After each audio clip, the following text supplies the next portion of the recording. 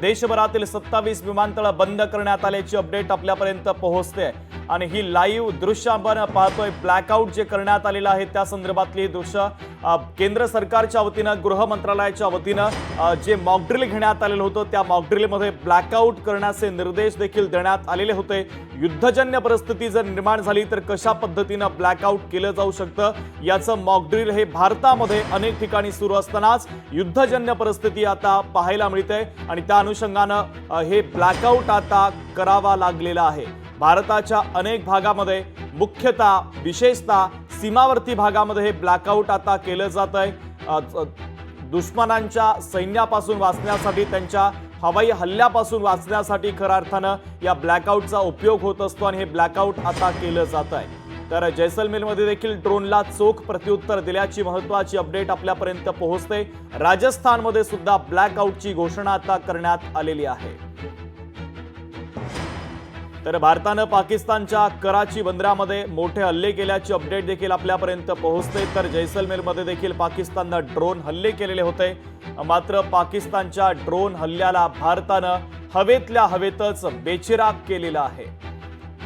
तर महत्त्वाची अपडेट आपण पाहतोय, जैसलमेरमध्ये देखील आता ड्रोनला प्रत्युत्तर देण्यात आलं। राजस्थानमध्ये सुद्धा ब्लॅकआउटची घोषणा करण्यात आलेली आहे। पाकिस्ताननं ज्या कुरापती सुरू केल्या होत्या त्या कुरापतीला आता पाकिस्तानच्याच भाषेमध्ये भारताच्या वतीने हे उत्तर दिलं जात आहे। पाकिस्ताननं जो पहलगाममध्ये हल्ला केला होता आणि त्यानंतर भारताला डिवचलेलं होतं, त्यानंतर पुन्हा एकदा काल रात्रीपासून ड्रोनच्या माध्यमातून पाकिस्ताननं जे हल्ले केले त्याला उत्तर म्हणून आता भारतानं अनेक ठिकाणी हे हल्ले केल्याचं कळतंय। तर भारतानं पाकिस्तानच्या कराचीमध्ये मोठे हल्ले केल्याची अपडेट देखील आपल्यापर्यंत पोहोचते। 1971च्या युद्धानंतर कराची पोर्टवर भारतानं आता लक्ष केल्याचं देखील पाहायला मिळत आहे। पाकिस्तानच्या कुरापतींना भारताच्या वतीने हे सडेतोड उत्तर दिलं जात आहे। तर एक महत्त्वाची अपडेट आपल्यापर्यंत पोहोचते। पूंछ सेक्टरमध्ये पाकिस्तानच्या वतीने आता गोळीबार सुरू करण्यात आलेला आहे। ज्या दिवशी पहलगामचा हल्ला झाला त्या दिवसापासून दररोज पाकिस्तानच्या वतीने एलओसीवर गोळीबार केला जातोय, शस्त्रसंधीचं उल्लंघन केलं जात आहे आणि पुन्हा एकदा आता पूंछ सेक्टरमध्ये पाकिस्तानच्या वतीने गोळीबार सुरू झालेला आहे। एक महत्त्वाची अपडेट, पाकिस्तानी लष्कर प्रमुख असीम मुनीरला हटवल्याची महत्त्वाची अपडेट आपल्यापर्यंत पोहोचते। तर असीम मुनीरला लष्कर प्रमुख पदावरून हटवण्याची प्रक्रिया आता पाकिस्तानमध्ये सुरू झालेली आहे। असीम मुनीरवर देशद्रोहाचा गुन्हा दाखल करण्याची प्रक्रिया देखील सुरू झाल्याचं कळतंय।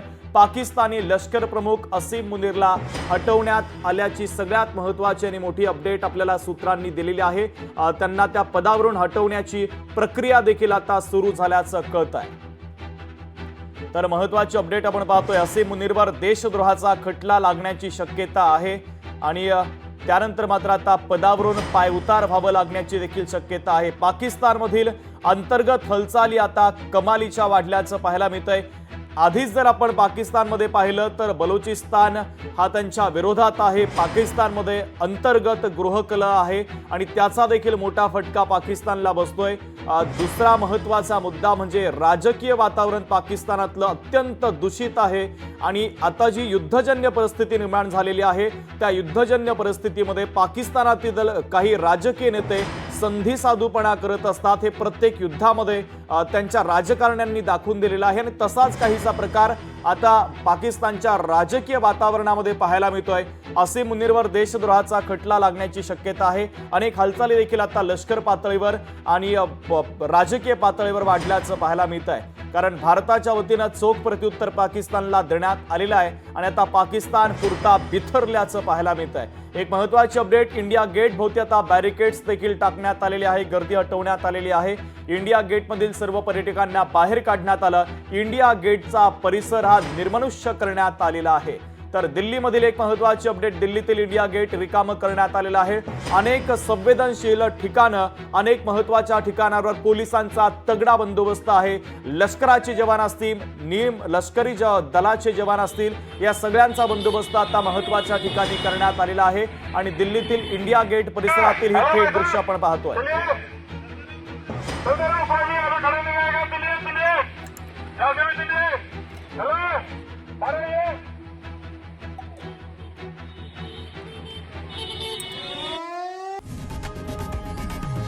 लोकशाही मराठी ऐका, पहा, जागरूक रहा.